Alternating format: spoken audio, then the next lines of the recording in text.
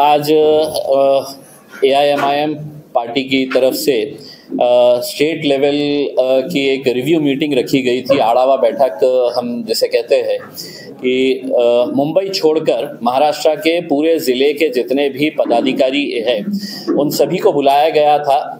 एक तो उनके काम का जायज़ा लिया गया और दूसरे आने वाले जो चुनाव है उस चुनाव की उनके ज़िले के अंदर, उनके क्षेत्र के अंदर क्या तैयारी है, इसका पूरा ब्यौरा मांगा गया, डिटेल्स ली गई है और उस हिसाब से अब आगे का जो भी फैसला है, हमने जैसा आपको पहले बताया था कि चाहे पंचायत समिति हो, नगर पालिका, नगर परिषद हो, ज़िला परिषद हो, हम इस बार इलेक्शन लड़ेंगे।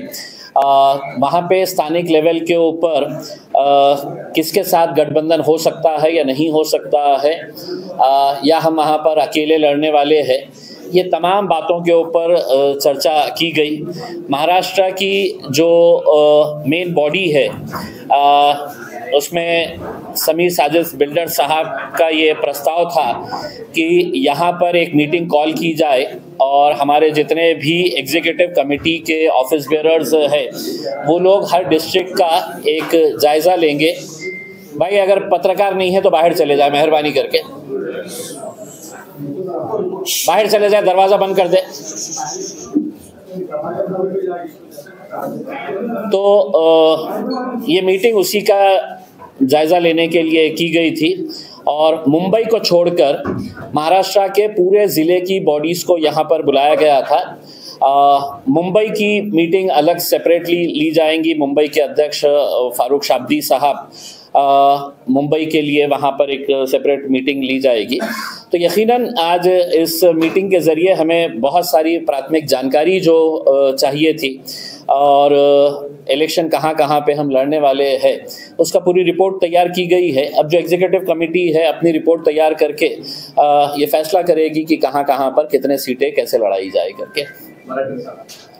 आता हे आज जे मीटिंग बोलवण्यात आली होती ते AIMIM पक्षाचे जे एक्झिक्युटिव्ह कमिटी आहे त्यांनी हे निर्णय घेतला होता की पूर्ण महाराष्ट्राचा एक आढावा बैठक आपण या शहरामध्ये घेऊ। मुंबई वगळता सर्व जिल्ह्यांचे जे पदाधिकारी आहेत त्यांना सगळ्यांना बोलवण्यात आलं होतं आणि आम्ही पहिलेही घोषणा केलेली आहे की आम्ही जिल्हा परिषद, पंचायत समिती, नगर परिषद हे सगळं निवडणूक आम्ही लढणार आहे। तर सगळं जिल्ह्याचा रिव्ह्यू करून एक प्राथमिक जानकारी त्यांच्याकडून जे घ्यायची होती आणि जे पदाधिकारी आहे त्यांचा स्वतःचा परफॉर्मन्स कसा आहे ते बघण्यासाठी हे मीटिंग बोलवण्यात आली होती। आमचे पार्टीचे जे जनरल सेक्रेटरी आहे महाराष्ट्राचे समीर साजिद बिल्डर्स आहे आणि एक्झिक्युटिव्ह कमिटीचे सगळं प्रमुख पदाधिकारी या मीटिंगमध्ये होते आणि त्यांनी एक रिव्ह्यू घेतलेला आहे आणि ते आता पार्टीला एक आपली रिपोर्ट सबमिट करणार आहे। त्या आधारावर आम्ही निर्णय घेऊ की कुठे किती सीट्स लढायचं आहेत। लोकल लेवलवर आम्ही हे निर्णय घेतला होता की कोणाशी आपल्याला अलायन्स करायचं आहे तर ते निर्णय घेण्याचा अधिकार आम्ही जे लोकल स्थानिक लेवलचे जे नेते आहे त्यांना ते दिलेला आहे आणि स्पष्टपणे सांगतो की जे जे जिल्ह्यातले लोक आम्हाला सांगतील की आम्हाला हे निवडणूक लढायची आहे, तुम्ही लढा, आम्ही तुम्हाला परवानगी देतो। निकाल नाही आला तर दुसऱ्या दिवशी, निकालाच्या दुसऱ्या दिवशी त्या सगळ्यांना घरी पाठवणार आहे। तर असं नाही आहे की फक्त निवडणूक लढायची आहे म्हणून लढायची आहे आम्ही। तुम्ही निकाल नाही दिलं, तुम्ही पराभव झालं, काही हरकत नाही आहे, पण समोरच्या माणसाला 50,000 मतं मिळतील आणि तुम्हाला 1,000 मतं मिळतील तर त्या डिस्ट्रिक्टचे जे जबाबदार असतील, जे प्रभारी असतील त्यांना सगळ्यांना घरी पाठवणार आहे। इतका कडक निर्णय आम्ही घेतलेला आहे कारण मागच्या काही जिल्ह्यातला अनुभव जे होता आमचा ते बरोबर नाही होता। तर आता आम्ही जे जे निर्णय घेत आहे ते खूप विचार करून आणि ठामपणे हे निर्णय घेण्यात येत आहे। आता महाराष्ट्राच्या लेवलवर अशा कोणत्याही चर्चा सुरू नाही आहे। जशा स्थानिक स्वराज्य संस्थांचे जे निवडणूक असतात, मोठ्या पक्षांची सुद्धा एका पक्षाची ताकद एका जिल्ह्यामध्ये असू शकते तर दुसऱ्या जिल्ह्यामध्ये त्यांची काहीही ताकद नसते। तर आम्ही ते जे निर्णय आहे अलायन्सेसच्या बाबतीत ते स्थानिक लेव्हलचा आणि एक्झिक्युटिव्ह कमिटी जे आहे त्याच्या बाबतीत ते निर्णय करतील. लोकसभेला आणि विधानसभेला एमआयएमचा बऱ्यापैकी पराभव झाला. लोकसभेला एकही निवडून आला नाही. विधानसभेला जिथं तुम्हाला बऱ्यापैकी मतदान मिळायचं पण तिथे एकच तुमचा उमेदवार निवडून आलेला आहे. असं निराशाजनक वातावरण आहे. तुम्ही ते शिलेदार आहात, सुद्धा पराभूत झाला. असं निराशाजनक वातावरण असताना जिल्हा परिषद पंचायत समितीमध्ये तुम्ही कशी काय निवडून गेलात? इकडे ईव्हीएम वरती शंका आहे, तुझ्याबरोबर कोकणात सहकारी पक्ष तुमच्या सोबत नाही, अशा परिस्थितीत कसं? आता तुम्ही माझा उदाहरण दिलेलं आहे तर तुम्हाला सांगतो की आमचा पराभव झालेला आहे. एमआयएम पक्षांनी एकटाच इलेक्शन लढलं होतं. कोणीही आमच्याकडे अलायन्स नाही होतं, कोणीही आम्हाला सपोर्ट केलेलं नाही होतं. मग इम्तियाज जलील सारखा एक उमेदवार जेव्हा या शहरामध्ये उभे राहतो त्याच्या विरोधात कोण असतं तर 3 जे सत्ताधारी पक्षांचा एक अलायन्स, फॉर्मिडेबल अलायन्स. त्याच्यामध्ये एकनाथ शिंदे साहेबांची शिवसेना, अजितदादा साहेबांची एनसीपी आणि भारतीय जनता पार्टी हे एकत्र होते. सगळं पोलीस प्रशासन पैसा हे सगळं त्यांच्याकडे होतं आणि आम्ही एकटं लढलं. एकटं लढून सुद्धा आमच्या पराभवाचा जे अंतर होता किती होता 2000 मतांच्या कमी होता उसमें. तर अशा परिस्थितीमध्ये तुम्ही मला सांगत असेल की आमचा पराभव झालेला आहे, हे आमचा पराभव नाही आहे. लोक आजही आमच्या सोबत उभे आहे. आणि प्रामाणिकपणे सांगायचं असेल तर मी वारंवार जे बोललेलं आहे की आज जे सत्ताधारी पक्ष जे पैशाचा जे वापर करत आहे आणि सगळीकडे उघडकीस झालेला आहे की ते कशा प्रकारचे पैशाचा वापर करून गोरगरीब वस्त्यामध्ये जाऊन विकत घेणारा जे हे आहे वोट, ते कशा प्रकारे त्याचा वापर करत आहे सगळ्यांना माहीत आहे. त्याचा अर्थ हे होत नाही आहे की एमआयएम पराभव झालेला आहे. आम्हाला अनेक ठिकाणावर खूप सारे चांगले मतं मिळालेले आहे. पहिल्यांदा आम्ही 5 वर्षापूर्वी किंवा 10 वर्षापूर्वी जेव्हा एमआयएम होती आमच्या विचारात नाही होतं की आम्ही कधी जिल्हा परिषदच्या निवडणूक लढू, आम्ही पंचायत समितीच्या इलेक्शन लढू, नगर परिषदसाठी आम्ही नगर अध्यक्षाच्या इलेक्शन लढू करते. पण मागच्या अनेक वर्षामध्ये ज्या कार्यकर्ते आमच्याशी जोडलेले आहे, जे लोक जोडलेले आहे आणि जे महाराष्ट्रामध्ये सध्याची जे परिस्थिती आहे, कमी कमी लोकांना इतका विश्वास आहे की एमआयएम पक्ष जिंकल्यानंतर, त्यांचा उमेदवार जिंकल्यानंतर ते भारतीय जनता पार्टीच्या मांडीवर जाऊन बसणार नाही आहे की तो दुसऱ्या पक्षामध्ये जाणार नाही आहे. ते आमच्याकडे जे आहे ते आहे. म्हणून जे आज तुम्ही मत देतो एकाला आणि ते जिंकून येतो आणि दुसऱ्या पक्षामध्ये खोके घेऊन जाऊन बसतं, तर तुम्ही लाखो मतदारांशी हे विश्वासघात करता. तर एक असं नाही आहे की आम्ही हे दावा करणार आहे की महाराष्ट्रामध्ये आता एमआयएमची लाटच येणार आहे करके. पण आमची काय ताकद आहे हे येणाऱ्या निवडणुकीमध्ये तुम्हाला ग्रामीण एरियामध्ये पण तुम्हाला दिसणार आहे.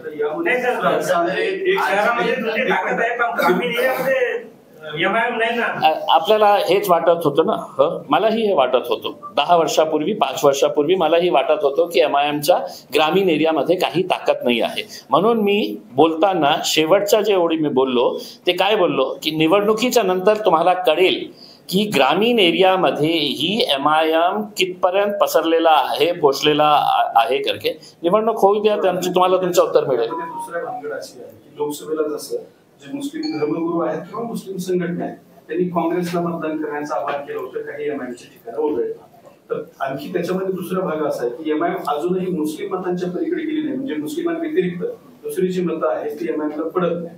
ही एक अडचण आहे. या अडचणीच्या काळात तुम्ही कसं बघा, आता बिहारच्या निवडणूक जे होत आहे, आम्ही एक राजपूत समाजाच्या कॅन्डिडेटला आम्ही तिकीट दिलेलं आहे, 2 दलित समाजाच्या कॅन्डिडेटला उमेदवारी दिलेली आहे, ओबीसी समाजातल्या कॅन्डिडेटला आम्ही हे दिलेलं आहे. आणि आपल्या शहराच्या बाबतीत बोलायचं असेल तर या शहरामध्येही जेव्हा आम्ही पहिल्यांदा निवडणूक लढली तर किती आम्हाला एससी कॅन्डिडेट्स आम्हाला जिंकून आले होते, ओबीसी महिला आमच्या पार्टीतून निवडून आली होती. हे मी 10 वर्षापूर्वीची गोष्ट बोलतो आपल्याला. आता या 10 वर्षामध्ये खूप सारं परिवर्तन झालेलं आहे. खूप सारे जातीचे लोक, आणि प्रमुख उदाहरण मीच आहे ना. माझ्या लोकसभामध्ये मी कधीही दावा करणार नाही मला फक्त मुस्लिमांचं मतं मिळाले होते.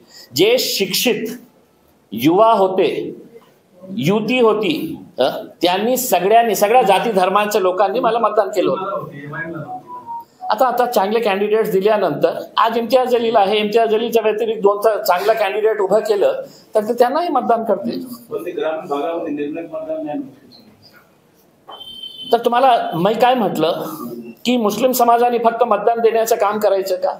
आता आम्हालाही हे निर्णय घ्यायचा आहे की आम्ही चांगला कॅन्डिडेट दिलं तर मागच्या 75-76 वर्षामध्ये मुस्लिम समाज दुसऱ्या समाजाच्या लोकांनाही मतदान करत होतं ना.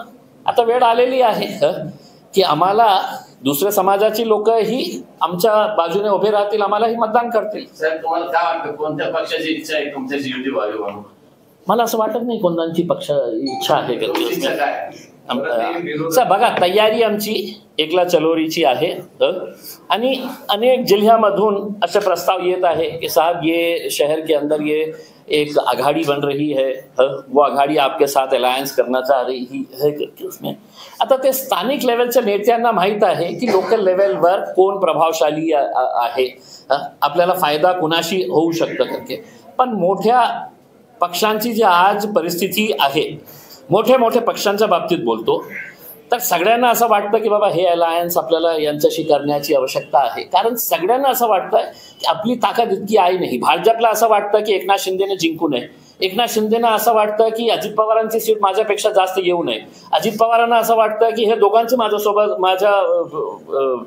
हे जास्त सीट्स येऊ नये करते. तर एकामेकांचं त्यांचं जे हे चाललेलं आहे ना. आता काँग्रेस एकटं लढणार आहे काय एनसीपी सोबत लढणार आहे, शरद पवार साहेब ऐनवेळी काय निर्णय घेणार आहे हे कुणालाही माहित नाही.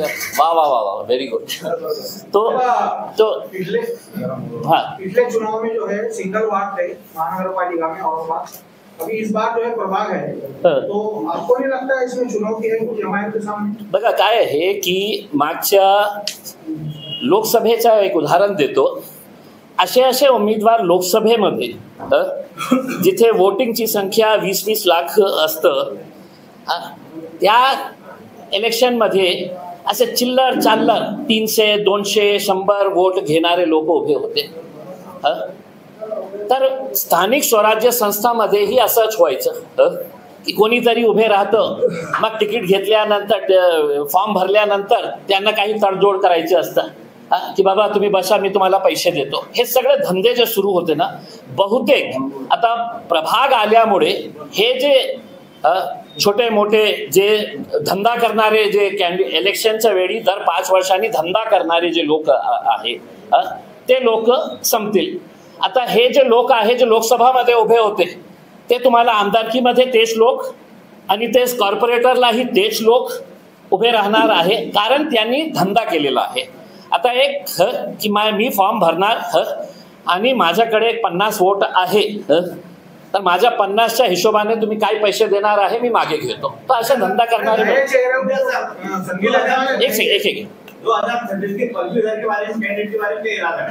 अभी हमने इसका कुछ फैसला किए नहीं है. पदवीधर का मामला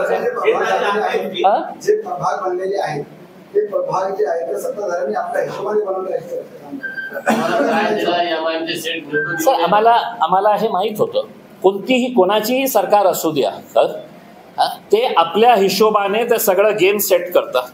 आणि याच्यामध्येही आम्हाला माहित आहे कुठे त्यांची मीटिंग होती, कुठे कोण कोण लोक बसले होते, कशा प्रकारचे ड्राफ्टिंग करत होते.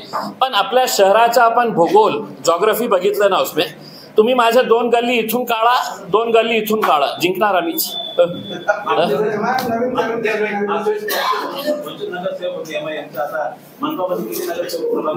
नाही 25 नाही 26 होते, 26 होते. एक कम करू नका मत करा.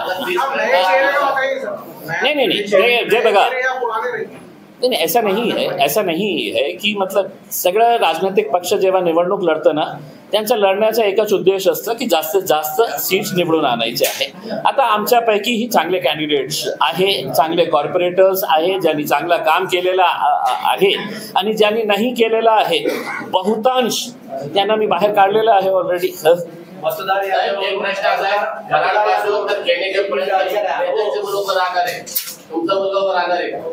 माझा मुलगा नाही साहेब, ना माझा मुलगा कॉर्पोरेटरसाठी नाही, आमदारकीसाठी नाही, खासदारकीसाठी नाही साहेब.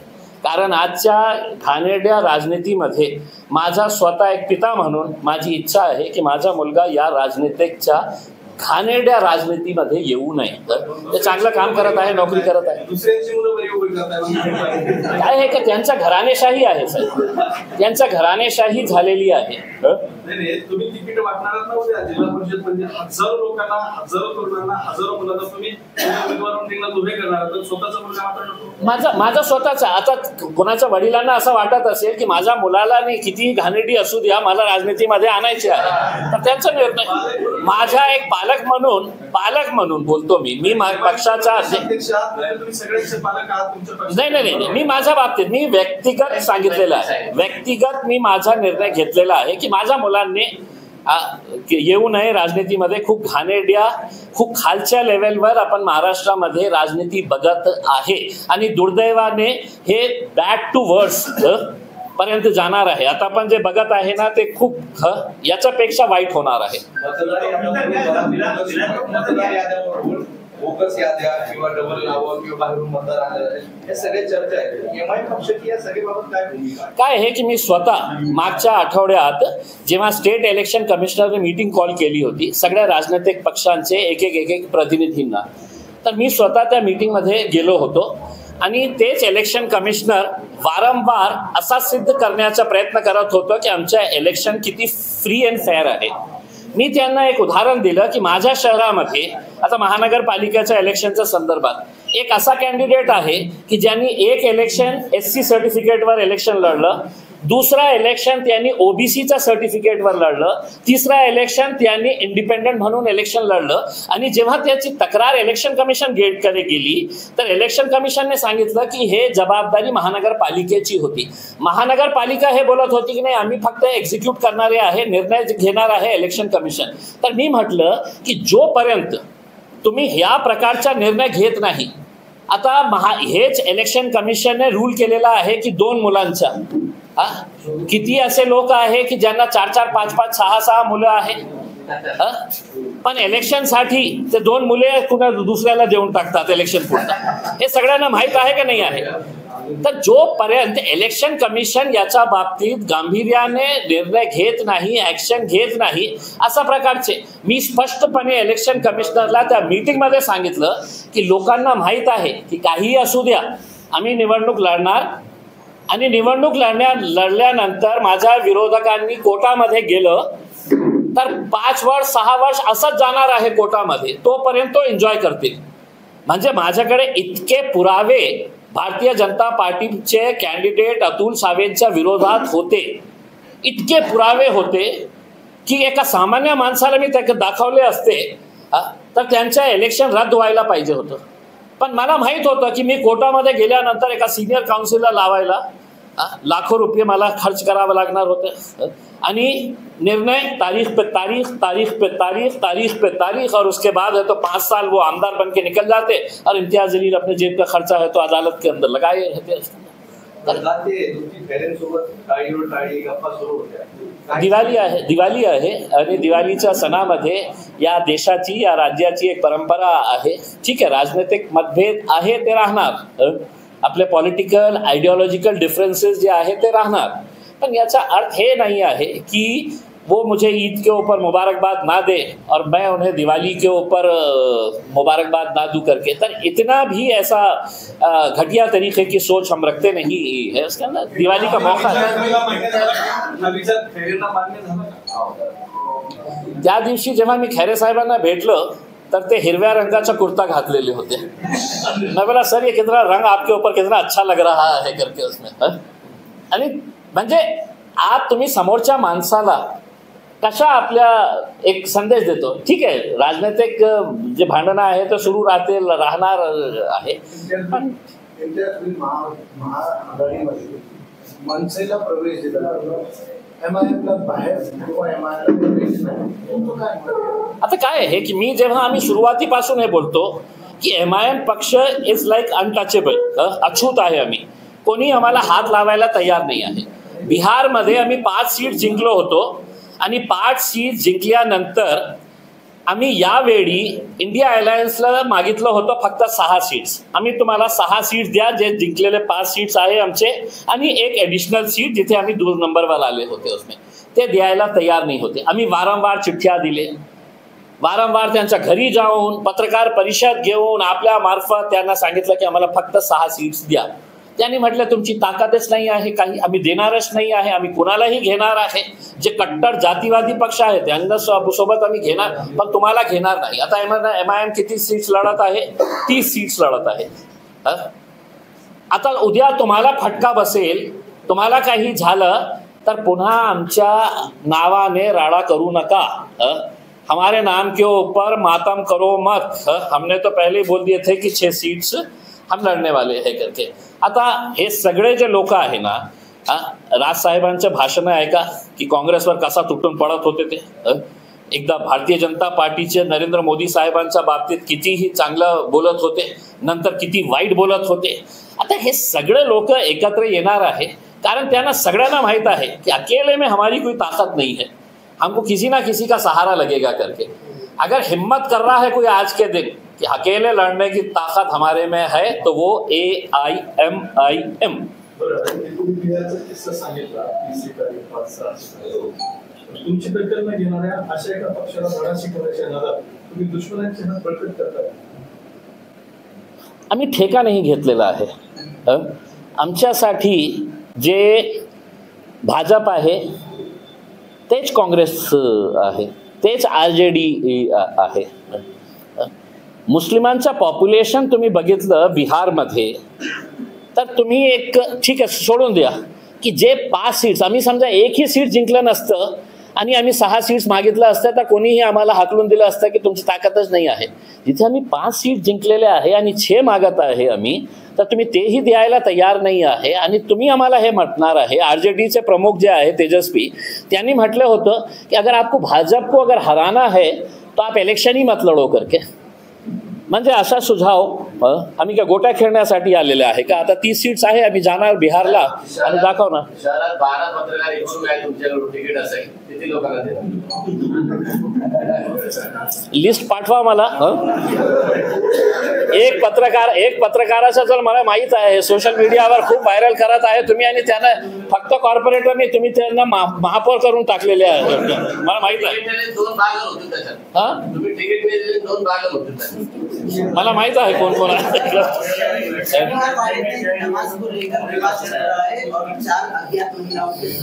देखिए, शनिवार वाड़ा के अंदर जो मामला हुआ है, हम भारतीय जनता पार्टी की कड़ी निंदा करते हैं. उनके एक मिनिस्टर के ऊपर कई 100 करोड़ रुपए के ज़मीन घोटाले का मामला अभी पूना में बहुत गर्म चल रहा है मोहर साहब के खिलाफ. और ऐसे मौके के ऊपर मालूम है RSS की स्ट्रेटेजी क्या होती है. जब मुद्दा एक होता है तो फौरन एक नया मुद्दा तैयार कर दिया जाता है और पूरा का पूरा मीडिया है तो उसकी तरफ है तो कैमरे को घुमा दिया जाता है. इसमें यही चाल इस बार भी खेली गई है कि वो जो MLA है, MP है राज्यसभा की मेधा कुलकर्णी, इतने सालों से, मैं खुद 12 साल पूना में रहा हूँ, उसमें शनिवार वाड़ा कई मर्तबा गए हैं. वो जो वहाँ पर एक दरगाह है कई सालों से है, मतलब वहाँ के रहने वाले लोगों से अगर पूछेंगे आप 60 साल का, तो वो बताएंगे आपको कि मेरे पैदाइश से मैंने है तो वो दरगाह देखा है. अचानक अशा प्रकारचा हल्लडबाजी करणं, आणि कारण काय होतं की एक 4 महिलापैकी दो महिलाओं ने नमाज पढ़े है. अब नमाज पढ़ने का मतलब ये है कि तमाम जाति, धर्म और मजहब के लोगों ने उनसे सीख लेना चाहिए था कि हम कहीं पर भी रहो, हम बाजार में रहो, हम फ्लाइट में रहो, ट्रेन में रहो, या हम शनिवार वाड़ा के लॉन के अंदर गए हो, नमाज का वक्त हुआ, उन्होंने नमाज पढ़े. वहाँ पर क्या गुनाह किए उन्होंने, ये बताइएगा. 2 मिनट के लिए अगर उन्होंने वहाँ पर नमाज पढ़ लिए बुरखे की हालत के अंदर, तो क्या उन्होंने वहाँ पे कोई पत्थर जमा किए, पत्थर को लाल रंग लगाए और वहाँ पर उन्होंने कहा कि अब ये हमारा हो गया है शनिवार वाड़ा करके? ऐसा कुछ किए हैं उन्होंने? और उसके बाद पुलिस ने उनके ऊपर FIR रजिस्टर करना, ये उससे ज़्यादा घटिया और घिनौनी बात है किसी न किसी के दबाव के अंदर आकर. देखिए, शनिवार वाड़ा का इतिहास जो है वो पेशवाओं से और छत्रपति शिवाजी महाराज से जुड़ा हुआ है. अगर छत्रपति शिवाजी महाराज को मुसलमानों से बैर नहीं था तो ये चिंदी चोर कौन तैयार हो गए हैं जो उनका नाम लेकर अपने समाज को और ज़्यादा बदनाम करने की जो कोशिश कर रहे हैं। मुसलमानों ने अगर नमाज पढ़े है वहाँ पर तो कोई गुनाह नहीं किए हैं, और वहाँ पर जो हल्लड़बाजी की गई है वो सिर्फ इसलिए की गई है कि वहाँ पर एक मुद्दा 300 करोड़ रुपए का बताया जाता है, कोई एक हॉस्टल की ज़मीन जो बेच दी गई है भारतीय जनता पार्टी का, और वही लोग आपस में एक दूसरे पर इल्ज़ाम लगा रहे हैं। तो उसको डाइवर्ट करने के लिए आरएसएस की जैसी स्ट्रैटेजी रहती है कि फौरन मुद्दे को ढकेल दिया जाए करके। अब वो मुद्दे के बारे में चर्चा हो रही क्या? किसी ने मुझसे ये सवाल किया है क्या कि साहब वो वहाँ का ज़मीन का घोटाले का मुद्दा क्या हुआ? आपने सवाल क्या किए कि साहब वो मस्जिद का। तो यही एग्जैक्टली नमाज का जो मुद्दा है वो उसको भटकाने के लिए किया गया है। हम पुणे पुलिस से अनुरोध करते हैं कि ये जो आपने भारतीय जनता पार्टी के दबाव में आकर ये जो महिलाओं के ऊपर आपने एफआईआर रजिस्टर किया है, ये पहली मर्तबा ऐसा हुआ है ऐसा मैं नहीं समझता हूँ। आज अगर आप मकबरे में चले जाए, दौलताबाद में चले जाए, कई नमाजी है, एयरपोर्ट के अंदर, फ्लाइट के अंदर अगर नमाज का वक्त होता है तो पढ़ लेते हैं, 2 मिनट लगता है। ये कुछ सीखिए दूसरे समाज के लोगों ने। हमारा तो यही कहना है कि कितने टाइम वहां पर मस्तानी ने नमाज पढ़ी होंगी, ये उस वक्त है तो किसी को कोई परहेज नहीं था। लेकिन ये नए नए जो अभी चिंकू पिंकू जो आ गए हैं ना, जो हिंदुत्व का अपना ये कि हिंदुत्व का पूरा बोझ जो है वो मेरे कांधों के ऊपर है, उसमें वो महिला एमएलए है जो बार बार ऐसे मुद्दों को लाकर कहीं ना कहीं मीडिया के अंदर वो अपने आप को आगे बढ़ाने की कोशिश कर रही है। जो घोटाले का मामला सामने आ रहा 300 करोड़ का, क्या उसके अंदर कुछ आप सामने लाएंगे? नहीं, मेरा नहीं है। देखिए, आप पिछले 3-4 दिनों का पूना के अंदर 1 हफ्ते का आप समझ लीजिएगा कि किस तरीके से वहाँ के एक एमएलए ने आरोप लगाया कि ये मंत्री का कैसा इसके अंदर इन्वॉल्वमेंट है करके। हाँ, मुरलीधर मोहोर जो सिविल एविएशन के स्टेट मिनिस्टर है, हाँ, उनका हाथ किस तरीके से है करके भारतीय जनता पार्टी के है वो। उन्होंने तो उनको क्या मिला? मैं समझता हूँ अगर सीसीटीवी फुटेज शनिवार वाड़ा का अगर निकाल के देखे 1 महीने के अंदर, तो हो सकता है आपको और ऐसे विजुअल्स मिल जाएंगे जहां पर एक आदमी कोने में खड़े रह के नमाज पढ़ ले रहा है, कोई एक महिला है तो बुर्खे में होगी तो कोने में खड़े रह के नमाज पढ़ ले रही होंगी। तो क्या शनिवार वाड़ा क्या गई कब्जा कर लिए है? देखिए, ये जो चुप चुप के हिंदुत्ववादी जो लोग जमा हो गए हैं, ये एक सोची समझी साजिश के तहत ये सब किया जा रहा है। चलिए साहब, धन्यवाद, थैंक यू वेरी मच।